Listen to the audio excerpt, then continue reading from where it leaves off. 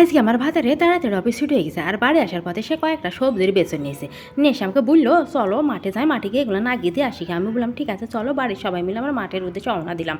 আর যেতে যেতে দেখছি আমাদের ফজলাম গাছে এক গাদা ফজলাম ধরেছে। আমি তাকে বললাম ও গো কয়েকটা ফজলাম পেড়ি দাও দিনই খেতে খেতে যাই। সেও অনেক চেষ্টা করলো কিন্তু একটাও পারতে পারলো না। কী করে পারবে সব আম যে মানে সে ওপর থেকে পাড়া যায় অত উঁচুতে। এই ছেলেপিলগুলো নাচতে নাচতে মাঠের দিকে যাইছে, মেলাদিন পর মাঠে যাইছে তো আনন্দটা অন্যরকম। আর এই যখন আমার ভাত আর হয়েছে সব বেসনগুলো সব বের করলো, বের করে সে নিজের হাতে নাগাবে। আর ধুন্দুল ঝিঙ্গি বরবটি ঢেঁড়স সব রকমের বেসন সে নিজের হাতে নাগানোর পর পানি ছিটি দেবে। আর আমি হচ্ছে ভিডিও করে বেড়াচ্ছি, আমার শাশুড়ি দাঁড়িয়ে আছে আর আমার মেয়েটা খেলা করে বেড়াচ্ছে। আর যেহেতু সন্ধ্যার কোলে কোলে একটু পর আজান দিয়ে দেবে, যে যার মতন মাঠ থেকে সব বের হয়ে চলে যাচ্ছে। আমাদেরও লাগানো শেষ, আমার ভাতারও হয়েছে যে পানিটা একটু ছিটি দেবে, ছিটি দিয়ে আমরা হচ্ছে চলে যাব।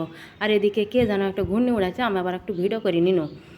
আর দেখেন বন্ধ করে পানি দিয়ে আমার স্বামী দিয়ে দিল। আর দেখেন আমার বাড়ির উদ্দেশ্যে রওনা দিতে